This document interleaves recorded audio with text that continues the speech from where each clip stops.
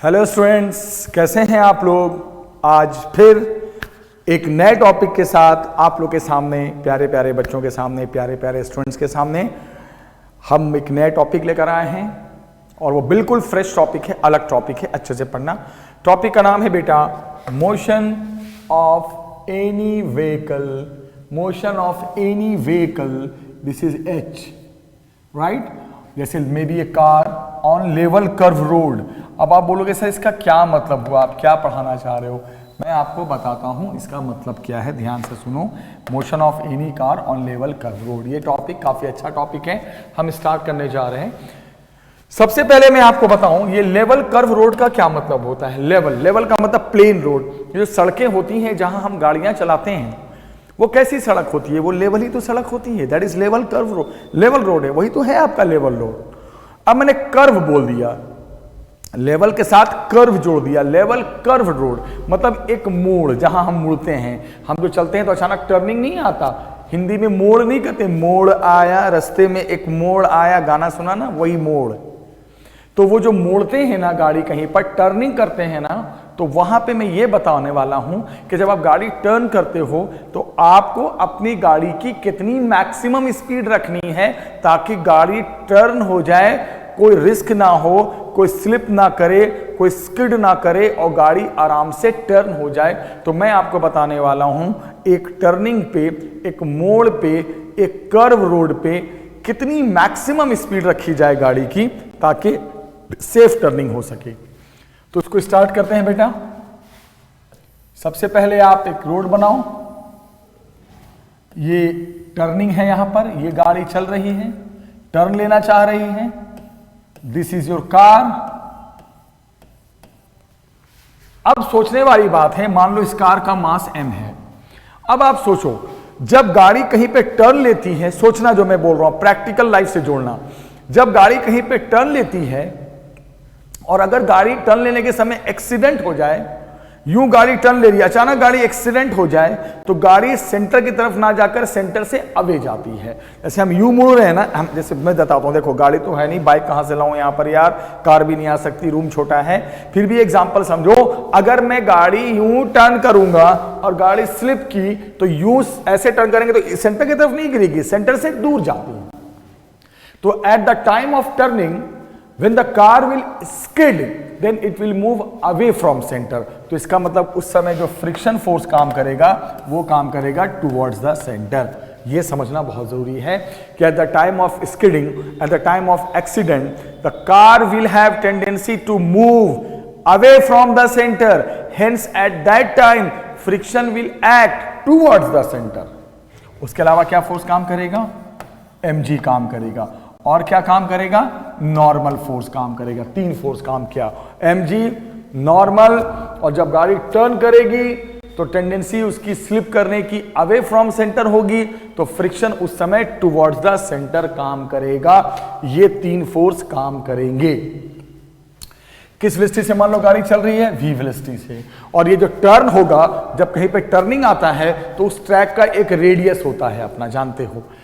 अब मैंने ये पढ़ाया था कि जो फोर्स फिजिक्स में सेंटर की तरफ जाता है, कभी भी कोई भी चीज मुड़ती है तो एक फोर्स जरूर सेंटर की तरफ होता है, वही उसको मोड़ता है। अगर वो नहीं होगा तो गाड़ी मुड़ेगी ही नहीं, और उस फोर्स को सेंट्रीपेटल फोर्स कहते हैं। इसका फॉर्मूला मैं पहले पढ़ा चुका हूं टाइप्स ऑफ फोर्स में, जाके वीडियो देख लेना।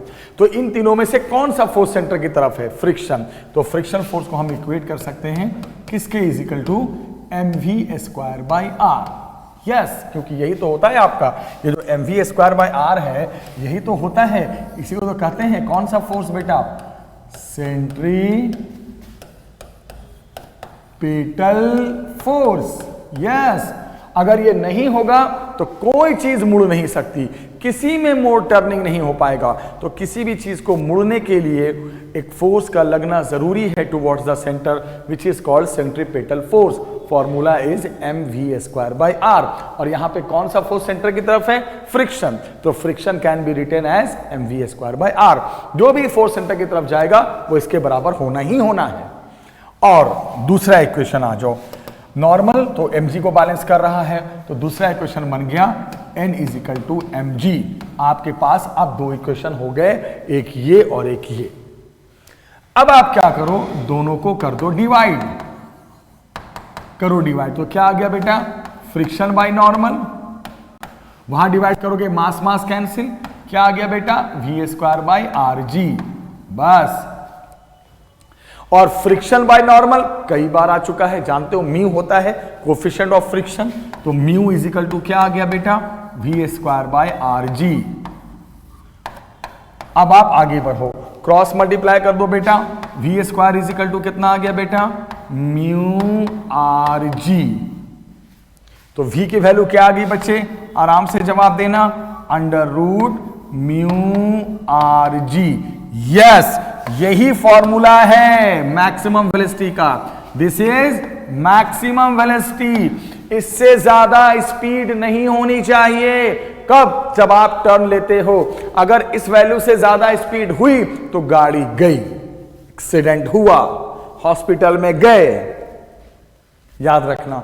तो लेवल रोड, लेवल का मतलब जहां पे रोड प्लेन होता है, अगर वहां पे कहीं मोड़ आ जाए तो उस समय मैक्सिमम स्पीड इतनी होनी चाहिए, इससे ज्यादा नहीं होनी चाहिए। याद रखिएगा इस बात को बेटा। अब जब आपने ये कैसे कैसे हुआ पता चला, नॉर्मल mg, जब आप टर्न करोगे तो उस समय गाड़ी स्लिप करना चाहेगी किधर, टुवर्ड्स द सेंटर या away from centre, away from centre, उस समय फ्रिक्शन टुवर्ड्स द सेंटर, जो फोर्स फ्रिक्शन की तरफ काम करे वो mv square by R, centripetal force, normal के अगेंस्ट mg, दोनों इक्वेशन को divide, you will get the maximum limit of the velocity safe turning होने के लिए। इससे ज्यादा वेलोसिटी नहीं होनी चाहिए। अब जब आप इतना पढ़ चुके हो तो मैं अब आपको इस पे एक, जब आपने एक फॉर्मूला देख लिया तो एक क्वेश्चन सा करते हैं। देखो बड़ा सिंपल सा क्वेश्चन करेंगे, एक एग्जांपल करा रहा हूं मैं। एग्जांपल ये है कि एक गाड़ी तुम्हारी 5 मीटर पर सेकेंड से चल रही है। A car is moving with speed of 5 metre per second. अचानक लेवल रोड पे उसे टर्निंग लेना है, लेवल रोड पे उसे टर्न करनी है अपनी गाड़ी को। जहां पे टर्न करना है वहां पे रेडियस जो है वो ध्यान से सुनना बेटा, 2 मीटर का रेडियस है, ठीक है। और वहां पे कोफिशिएंट ऑफ फ्रिक्शन 0.1 है। तो आपको यह बताना है क्या वो बंदा जो गाड़ी चला रहा है, क्या इस स्पीड से जो गाड़ी चला रहा है तो क्या इस स्पीड से सेफ टर्निंग ले पाएगा। क्या इस स्पीड से जो गाड़ी चला रहा है और ये इतने बड़े टर्न पे, इतने बड़े सर्कल पे टर्न लेना है तो क्या इस स्पीड से सेफ टर्न हो पाएगा या नहीं हो पाएगा। तो सबसे पहले क्या करोगे, जो मैक्सिमम लिमिट है वो पहले वो चेक करो। लेवल रोड पे टर्निंग के लिए मैक्सिमम लिमिट अभी मैंने पढ़ाया, क्या होनी चाहिए, under root mu R G. अब म्यू की वैल्यू कितना बेटा, 0.1, रेडियस कितना बेटा 2, जी कितना बेटा 10, 9.8, बट मैं 10 ही लेके चलता हूं, डेसिमल से ये 10 कट गया, कितनी वैल्यू आ गई √2। √2 को आप लिखना चाहो वैल्यू में 1.4 मीटर पर सेकेंड। अब आपके सामने है कि आप चला रहे हो 5 मीटर पर सेकेंड से, जबकि लिमिट बोली गई है इससे ज्यादा नहीं होनी चाहिए, तो आप क्या बोलोगे, सो जो भी गिवन है वो मैक्सिमम लिमिट से ज्यादा है। गाड़ी चल रही है 5 मीटर पर सेकेंड से, बट आप लिमिट तय कर दी गई है इससे ज्यादा नहीं होनी चाहिए इस डाटा के हिसाब से। सो क्या लिखोगे, नो सेफ टर्न, यानी बोलोगे सर अब इसका मतलब ये हो गया कि इस स्पीड से अगर गाड़ी चला रहे हो और इस सर्कल पे टर्न लेना है, इस मोड़ पे मुड़ना है, you can't take the safe turn, risk है, एक्सीडेंट होने के चांस हैं। यस, तो ये टॉपिक मैंने एंड कर दिया। लेवल रोड पे गाड़ी टर्न करने के लिए क्या मैक्सिमम स्पीड होनी चाहिए वो मैंने आपको पढ़ा दिया, और मुझे पूरी उम्मीद है अपने प्यारे प्यारे बच्चों से, स्टूडेंट से समझ में आ गया होगा। नहीं आया तो फिर मैं बताऊंगा, मैं तो अभी हूं आपके सामने ऑल टाइम। अब बच्चे, अब हम आपको एक नया टॉपिक पढ़ाने जा रहे हैं, अ वेरी इंपॉर्टेंट टॉपिक, बहुत जबरदस्त टॉपिक है। टॉपिक का नाम है banking of road. This is very important topic, banking of road. कोई पूछे what is banking of road, banking of road क्या होता है, तो मैं आपको बता दूं, रोड दो तरह की होती है, एक प्लेन और एक यू इंक्लाइंड। आपने देखा होगा जब बाइक रेस होती है, जब फॉर्मूला 1 रेस होता है, इन सब रेस में आपने देखा होगा कि आपकी जो सड़क है वो लेवल में नहीं होती, वो यूं थोड़ी सी उठी हुई रहती है। सड़क थोड़ी सी उठी हुई रहती है, लेवल में नहीं रहती, यूं उठ जाती है, थोड़ी सी रेज्ड होती है। आपने अक्सर देखा होगा कि सड़क थोड़ी सी रेज्ड होती है, सड़क थोड़ी सी उठी हुई रहती है, आपने देखा होगा। तो अगर मान लो एक हम रोड बनाएं, ध्यान से देखना, ये हमारा है road. What is this? This is the road. अब रोड उठ गई है यहां पे, आप ध्यान से देखो, ये रोड का आउटर एज है,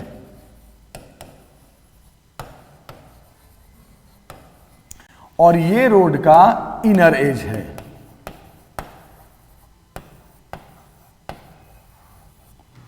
right, outer as and inner as. तो अब रोड यू ना होकर यूं हो गई, इसी को कहते हैं बैंकिंग ऑफ रोड। जब रोड प्लेन ना होकर थोड़ी सी यूं उठ जाए, हल्की सी रेज्ड हो जाए, this is called plane of, this is called banking of road.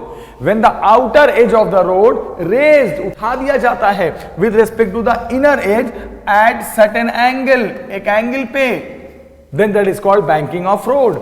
जो आप देखा होगा आपने, रेस वगैरह जहां होती है गाड़ियों की, वहां पे रोड ऐसे ना होकर हल्की सी इंक्लाइंड हो जाती है। लेवल रोड अभी पढ़ाया, अब रोड को बैंक कर दिया, रोड का अंदरूनी किनारा बाहरी किनारे के रेस्पेक्ट में थोड़ा सा उठा दिया, आउटर एज इनर एज के रेस्पेक्ट में उठ गया, तो वो कहलाता है बैंकिंग ऑफ रोड। क्योंकि हमारी लाइफ में दो तरह की सड़कें मिलती हैं बेटा, या तो लेवल रोड मिलेगी या बैंक रोड मिलेगी, और कोई रोड हमें मिलती नहीं है, दो तरह के हमें पढ़ने हैं। और इस थीटा को कहते हैं एंगल ऑफ बैंकिंग, याद रखना, एंगल ऑफ बैंकिंग। किसे? जितने एंगल पे आप रोड उठाते हो ना, वो angle of banking, angle of banking, याद रखना। अब मान लो, अब ये आपकी जो सड़क है वो अब गाड़ी इस पे है, किस पे है, कैसे रोड पे गाड़ी है? बैंक रोड पे। पिछली बार लेवल रोड पे थी, अब बैंक रोड पे है। क्या क्या फोर्स काम करेगा? एक तो mg काम करेगा, दूसरा नॉर्मल काम करेगा, और ध्यान रखना, आपने देखा होगा, पॉइंट बहुत इंपॉर्टेंट बोलने जा रहा हूं, जब रोड यूं हो जाती है, जब गाड़ी ढलान पे होती है, जब रोड बैंक रोड हो जाता है, जब गाड़ी बैंक रोड पे होती है, तो गाड़ी हमेशा ऊपर चढ़ के चलती है। किधर? जिधर रोड की ढलान होती उधर नहीं, आउटर एज की तरफ, ऊपर की तरफ, वरना नीचे की तरफ आएगी तो गाड़ी लुढ़क जाएगी, खाई में गिर जाएगी। हमेशा ऐसी सड़कों पे फॉर्मूला 1 रेस देखना, कभी आप जाके यूट्यूब में खोलकर देखना, अगर रोड यूं होती है तो गाड़ी आउटर एज की तरफ चढ़ती है, आउटर एज की तरफ चढ़ के चलती है, इनर एज की तरफ नहीं आती, तो गाड़ी हमेशा ऊपर चढ़ के चलती है। तो इस समय फ्रिक्शन जो है वो नीचे की तरफ काम करेगा। तो तीन फोर्स काम कर गए बेटा। क्या काम कर गया? mg, नॉर्मल और फ्रिक्शन। और आपको लेना है, आप तो यहां पे टर्न लेना चाह रहे हो, आप तो सर्कुलर पाथ में हो, आप तो मुड़ना चाह रहे हो, और जब तक गाड़ी नहीं मुड़ती है, याद रखना, जब तक कि कोई भी फोर्स सेंटर की तरफ ना काम करे। आपको अगर सर्कल में मुड़ना है तो एक फोर्स तो आप पे लगना चाहिए जो सेंटर की तरफ हो। जैसे पिछले टॉपिक में क्या था, जब रोड लेवल हुआ करता था तो कौन सा फोर्स सेंटर की तरफ था? फ्रिक्शन। उसने आपको सेंट्रीपिटल फोर्स देकर मोड़ दिया था, पढ़ाया था ना मैंने अभी 2 मिनट पहले। बट यहां इन तीनों में से कोई भी, इसमें इन तीनों में से कोई भी फोर्स सेंटर की तरफ नहीं है। आप बोलोगे फ्रिक्शन तो है ना, सेंटर ये नहीं है, सेंटर ये है, ये सेंटर है, ये तो ऑन द रोड है, ये फ्रिक्शन ऑन द रोड है। mg का कोई मतलब नहीं सेंटर से, नॉर्मल को कोई मतलब नहीं सेंटर से। इन तीनों में से कोई फोर्स सेंटर की तरफ काम नहीं कर रहा है जो आपको टर्न करा सके। यस, कोई नहीं है, तीनों में कोई नहीं। अब हम हो गए परेशान, अब हम क्या करें सर? परेशान नहीं होना, अब आप सबको रिजॉल्व करो। किसको किसको? mg को, n को और फ्रिक्शन को। रिजॉल्व जानते हो ना, कंपोनेंट में ब्रेक करो। mg को रिजॉल्व करने से कोई फायदा नहीं, आपने इस चैप्टर में देख चुके हो। mg का 2 कंपोनेंट आता है, एक इधर आ जाता है cos और इधर आ जाता है sin। mg को रिजॉल्व करने से कोई फायदा नहीं, एक कंपोनेंट ऑन द रोड आएगा, एक रोड के परपेंडिकुलर आएगा, सेंटर की तरफ नहीं जाएगा। टाइम बर्बाद नहीं करेंगे, हम ब्रेक करेंगे किसको? नॉर्मल को और फ्रिक्शन को। याद रखना, हम किसे यहां रिजॉल्व करेंगे बेटा? मैं सर्कल बना दे रहा हूं, नॉर्मल को करेंगे और फ्रिक्शन को करेंगे, बस। mg को मत करना, कोई फायदा नहीं रिजॉल्व करके। इसका एक कंपोनेंट ऑन द रोड होगा, एक कंपोनेंट रोड के परपेंडिकुलर होगा, सेंटर की तरफ नहीं जाएगा अभी भी। अब आगे देखते हैं। अब सोचो जरा, अगर ये थीटा है तो फिर ये भी थीटा हो गया, हो गया ना थीटा, कौन से एंगल से, ऑल्टरनेट। अब फ्रिक्शन के कंपोनेंट, फ्रिक्शन का इधर एंगल की तरफ क्या आ गया component, F cos theta. Friction का इधर कितना आ गया component, F sine theta.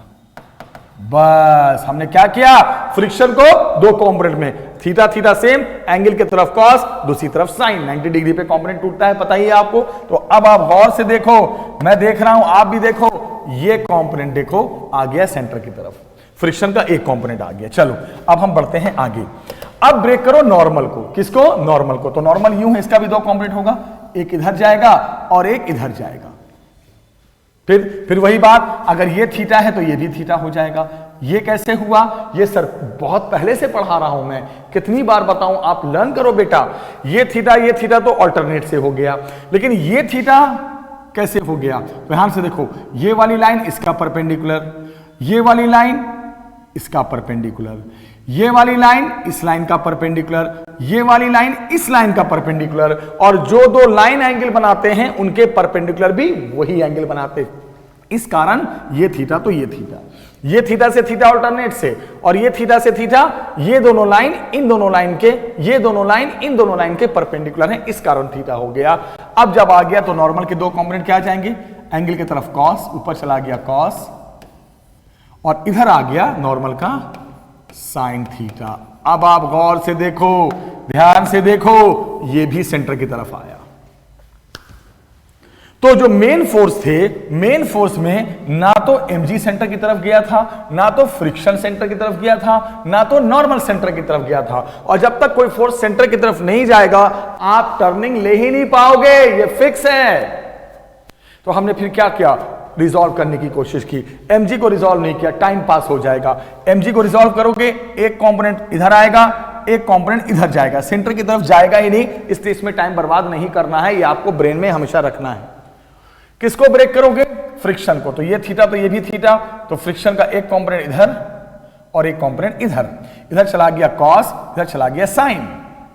Normal को ब्रेक करो, नॉर्मल का इधर कॉस, इधर साइन, फट से पता चला, अरे एक फ्रिक्शन का कंपोनेंट और एक नॉर्मल का कंपोनेंट, ये दोनों सेंटर की तरफ चला गया, यानी हमें क्लियर हो गया सर, यहां एक फ्रिक्शन का कंपोनेंट और एक नॉर्मल का कंपोनेंट। याद रखना बेटा, किसका किसका कंपोनेंट, एक नॉर्मल का कंपोनेंट और एक फ्रिक्शन का कंपोनेंट मिलकर सेंट्रीपिटल फोर्स देगा। ये बात क्लियर हो चुकी है, तो हो चुकी है, तो अब आगे बढ़ाते हैं। अब आपको, अब डायग्राम से हम बाहर निकलते हैं।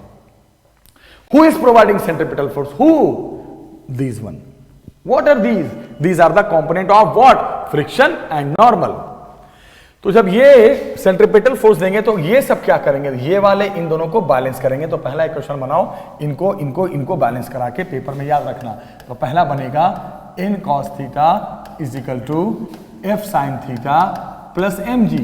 ये कहां से बना बेटा, ये कहां से इक्वेशन बना, ये बना बैलेंस होकर, ठीक है। अब मैं आपको कई बार बता चुका हूं, आप भूल चुके हो, that is different thing. Friction force जहां आता है उसको म्यू इंटू एन में खोल देते हैं। तो ये क्या आ गया बेटा, N cos theta is equal to, friction force को खोल दो, mu N sine theta plus कितना, एम जी। यस, अब बताना, एन को इस साइड ला दो, एन इधर आएगा, इधर की तरफ तो कॉमन हो के क्या बन जाएगा, cos theta minus mu sine theta is equal to M G. N की वैल्यू कितनी आ गई बेटा, M G upon cos theta minus mu sine theta. Yes, ये निकालकर छोड़ दो, ये जरूरत पड़ने वाला है। क्या, कैसे स्टेप करेंगे, सबसे पहले क्या करेंगे, नॉर्मल को और फ्रिक्शन को ब्रेक करेंगे। तो इसका दो, एक इसका कंपोनेंट और इसका कंपोनेंट, फ्रिक्शन का कंपोनेंट और नॉर्मल का कंपोनेंट, ये आपको दे देगा क्या, आपको दे देगा सेंटर की तरफ तो सेंट्रीपिटल फोर्स, और इधर वाले फोर्स को बैलेंस, अपवर्ड बराबर डाउनवर्ड, उससे नॉर्मल निकाल देंगे, राइट। अब नॉर्मल निकालने के बाद अब हम देखते हैं क्या करेंगे। देखो, अब उस फोर्स में आ जाओ जिसने आपको सेंट्रीपिटल देना है, जो सेंटर की तरफ आया, अब उसमें आओ, पहले वो बैलेंस करके एन निकाल देना, याद रखना, फिर आना उस फोर्स की तरफ जो आपको सेंटर की तरफ काम कर रहा है। कौन है बताओ, कौन कौन है, F cos theta plus N sine theta. साफ दिख रहा है, ये दोनों सेंटर की तरफ गया, तो जो सेंटर की तरफ जाता है वो किसके बराबर हो जाता है बताओ, M V square by R. ये तो फिक्स है, तो मैं पढ़ा चुका हूं, हो गया। फिर फ्रिक्शन को जहां है खोल दो, mu N cos theta plus N sine theta is equal to M V square by R. फिर उसके बाद एन कॉमन ले लो, mu cos theta plus sine theta और into N is equal to M V square by R. अब क्या करो, जो आपने बैलेंस वाले इनको फोर्स को बैलेंस करके जो आपने एन निकाला था अब वो यहां रखो। अब आप क्या करो बेटा, एन के जगह पे एन की वैल्यू रखो, याद रखना। चलो रखते हैं, ध्यान से पढ़ना। Mu cos theta plus sine theta into N, N के जगह पे क्या है, M G upon cos theta minus mu sine theta is equal to M V square by R. मुझे उम्मीद है समझ में आ रहा होगा आपको। क्या क्या मैंने फिर से बताओ, थोड़ा स्पेस बना दूं। पहले नॉर्मल निकाला, फिर जिसने इसने सेंट्रीपिटल फोर्स दिया था किसने दिया था, फ्रिक्शन के कंपोनेंट ने, और नॉर्मल के कंपोनेंट में डायग्राम में आपको दिख रहा था। देख लो डायग्राम में दिख रहा है आपको, डायग्राम भी लाई देता हूं मैं। आप देखो, इन दोनों ने सेंट्रीपिटल दिया था, इन दोनों ने मिलकर M V square by R घूमने के लिए। फिर फ्रिक्शन को म्यू एन, फिर एन कॉमन, और फिर एन की वैल्यू इतना तक आ चुका है। दोनों साइड एम और एम है, ये दोनों साइड, एक मिनट बेटा, एक मिनट, दोनों साइड क्या है बच्चे, एम और एम। तो एम और एम पहले हो गया कैंसिल, हमें निकालना है v लिमिट मैक्सिमम। तो अब क्या करें, वी स्क्वायर को अलग करने के लिए r को यहां शिफ्ट कर दो। तो V square is equal to कितना आ गया बेटा, ध्यान से देखिएगा, V square is equal to कितना आ गया बताओ। हाँ, वी स्क्वायर आर इधर ले जाओ तो क्या बन गया, देखो ध्यान से, आर जी ब्रैकेट में mu cos theta plus sine theta upon cos theta minus mu sine theta. Yes, so nice. लेकिन अभी वी स्क्वायर है, अब वी हमें पता करना है, रूट लगा दो स्क्वायर हट जाएगा। क्या वैल्यू आ गई वी की, ध्यान से देखना, वी की वैल्यू आ गई बेटा, आराम से सुनो, under root R G bracket में mu cos theta plus sine theta upon cos theta minus mu sine theta. Yes, ये आ गया, यही है आपकी मैक्सिमम लिमिट। कौन रोड पे, लेवल या बैंक्ड? बैंक्ड रोड पे। कितने एंगल पे जो बैंक्ड है, थीटा डिग्री पे। लेकिन लोग क्या करते हैं कि इस फॉर्मूले को और मॉडिफाई करते हैं, बोलते हैं लोग कॉस साइन दोनों है, कुछ ऐसा करो कि साइन कॉस हट के टैन आ जाए, ताकि फॉर्मूला, बस आ तो चुका है फॉर्मूला यहीं पे, थोड़ा सा और सिंप्लीफाई करने की जरूरत है, मैं वही कर रहा हूं। अब आप बहुत तेज हो, मुझे पता चला है कि आप लोग बहुत तेज हो, किसी ने बताया मेरे को कि बहुत बच्चे अच्छे हैं। तो एक काम करो, राइट साइड ऊपर नीचे, कोई भी काम अगर हम एक तरफ करना चाहें तो ऊपर नीचे दोनों मल्टीप्लाई करना है, डिवाइड करना है, तो ऊपर भी करना पड़ता है, नीचे भी करना पड़ता है, और राइट भी करना पड़ता है, लेफ्ट भी। मैं न्यूमरेटर और डिनोमिनेटर में ऊपर नीचे कॉस से डिवाइड करना चाह रहा हूं, तो इसको पहले कॉस से डिवाइड करो तो क्या बच जाएगा, mu, cos theta by cos theta cut गया। इसको कॉस से डिवाइड करो, sign theta by cos theta क्या बन गया, tan theta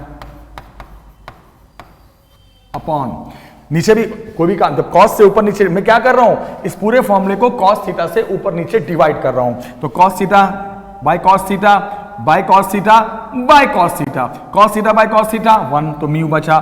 sine theta by cos theta tan theta, cos theta by cos theta 1, sign theta by cos theta tan theta.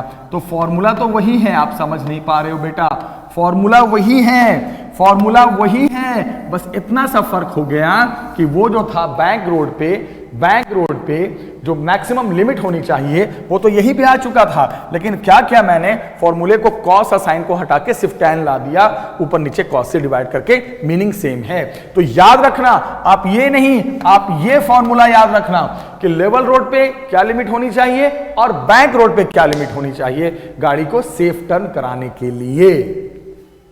Yes, अब मुझे बताओ, अब किसी ने कहा कि सर मैं चाहता हूं कि ये रोड जो बैंक्ड रोड है, ये ऐसा करो, ये बैंक्ड रोड ना सर, डायग्राम ला दूं, देखो दिखेगा।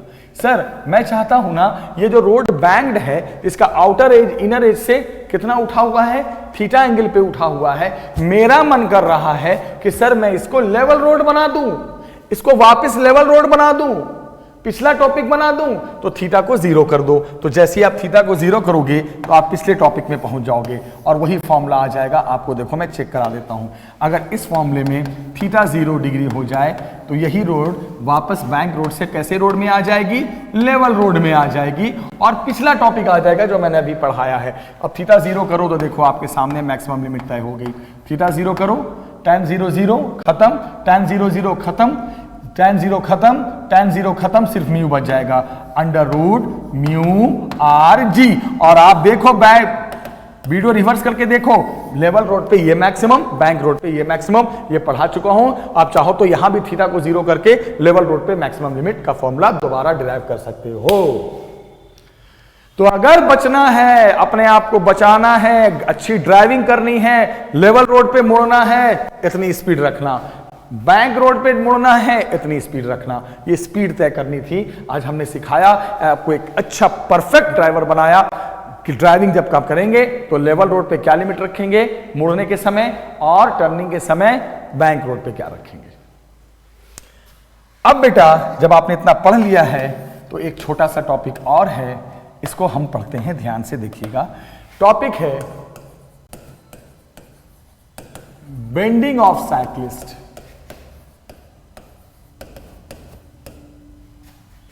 On turning. एक बात देखो, आपने देखा होगा जब कोई साइकिलिस्ट साइकिल चलाता है तो जब वो मोड़ कहीं पे मुड़ना होता है, साइकिल वाले बंदे को देखना, आज ही देखना, तो वो साइकिल को जैसे मुड़ना है तो साइकिल को ऐसे चला रहा है ना स्ट्रेट होकर, कहीं मोड़ आया तो थोड़ा साइकिल झुका लेता है तब मुड़ता है। अक्सर बंदा साइकिलिस्ट टर्निंग के समय साइकिल को थोड़ा झुका देता है। क्यों झुकाता है ये समझाता हूं, बेंडिंग क्यों करता है। जब वो बेंड करेगा तो उसकी जो टायर्स हैं वो पहले जब सीधा चला रहे हैं, ऐसे ऐसे चला रहे हैं तो टायर सीधी है, मुड़ने के समय टायर टेढ़ी हो जाएगी, तो उस समय क्या होगा, बंदे का वेट तो ऐसे ही काम करेगा लेकिन नॉर्मल अब ऐसे काम करेगा। अब मान लो कितने एंगल पे वो उसने टायर को झुकाया है, थीटा एंगल पे, किसके साथ, वर्टिकल के साथ। यहां थीटा को क्या कहोगे, एंगल ऑफ बेंडिंग। तो लोग पूछते हैं कि वो अपने आप को साइकिल झुका के ही टर्न क्यों करता है, अगर नहीं झुकाएगा तो टर्निंग क्यों नहीं हो पाएगा, अगर नहीं हल्की साइकिल नहीं झुकाएगा तो टर्निंग नहीं हो पाएगा। क्यों, अगर वो झुकाएगा तो देखो एमजी तो ऐसे लगेगा, बट झुकाएगा तो नॉर्मल, अब नॉर्मल यूं ना जाके यूं लगेगा, और जितने एंगल पे झुकाएगा उसे एंगल ऑफ बेंडिंग कहेंगे। तो नॉर्मल के दो पार्ट टूट जाएंगे, इधर क्या टूटेगा, एन कॉस थीटा, और इधर टूट जाएगा एन साइन थीटा। यस, और यहां झुकने से यह फायदा हुआ कि नॉर्मल टेढ़ा हो गया और नॉर्मल का एक कंपोनेंट सेंटर की तरफ चला गया, जिसने आपको सेंट्रीपिटल फोर्स दे दिया। अगर नहीं झुकाते तो नॉर्मल टेढ़ा नहीं होता, टेढ़ा नहीं होता तो इसका एक कंपोनेंट नहीं आता, और सेंटर की तरफ कोई फोर्स आएगा नहीं तो आप टर्न कैसे करोगे। यस, इसीलिए वो अपने आप को बेंड करता है। तो क्या बन गया क्वेश्चन बेटा, जल्दी बताओ fast. N sine theta is equal to M V square by R, centre की तरफ जो आया, और ये तो बैलेंस हो गया। दूसरा इक्वेशन क्या बन गया, N cos theta is equal to M G, दोनों को कर दो डिवाइड, तो एन एन कट गया, sine theta by cos theta tan theta, उधर भी देखो डिवाइड करोगे मास मास कट गया, V square by R G. Yes, बहुत ध्यान से सुनना, तो वी स्क्वायर बराबर कितना आ गया बेटा, आर जी टैन थीटा। तो वी कितना आ गया मेरे बच्चों, under root R G tan theta. तो ये एक साइक्लिस्ट को बेंड कराना है, बेंड कराकर कितना, मान लो थीटा डिग्री पे बेंड कराया, तो साइक्लिस्ट को मुड़ने के लिए, साइक्लिस्ट को बेंड करने के लिए भी एक स्पीड तय की गई है, स्पेशल सिर्फ साइक्लिस्ट के लिए और किसी के लिए नहीं, कार वार के लिए नहीं, साइक्लिस्ट के लिए। और इससे पहले कार का एग्जाम्पल था। तो साइक्लिस्ट जब क्यों बेंड करता है, अगर वो बेंड होगा तो ध्यान से सुनना, वो क्या होगा, कार थोड़ी बेंड हो जाती है, कार थोड़ी हम हवा में ऐसे उठा देते हैं, साइकिल में होता है सिर्फ, तो उसे एंगल ऑफ बेंडिंग कहते हैं। बेंडिंग से क्या होगा, नॉर्मल यूं काम करेगा, दो कंपोनेंट टूटेंगे, एक आपको सेंटर की तरफ चला जाएगा, सेंट्रीपिटल फोर्स दे देगा मुड़ने के लिए, इसके बिना तो मुड़ ही नहीं सकती कोई चीज। बैलेंस, तब वहां से साइक्लिस्ट की भी लिमिट तय कर दी गई स्पीड की। अब बच्चे ध्यान से सुनिए, ये जो टॉपिक थे वो मैंने फिनिश कर दिया। Motion of car on level road, motion of car on bank road और बेंडिंग ऑफ साइक्लिस्ट। हम नेक्स्ट वीडियो, एक वीडियो और मैं दूंगा नेक्स्ट वीडियो, उसमें जो सिलेक्टेड क्वेश्चंस जो बच गए हैं एक साथ बताकर इस चैप्टर को एंड करूंगा और फिर नई शुरुआत विद न्यू चैप्टर। तब तक के लिए मेरे प्यारे बच्चों, tata bye bye, thank you.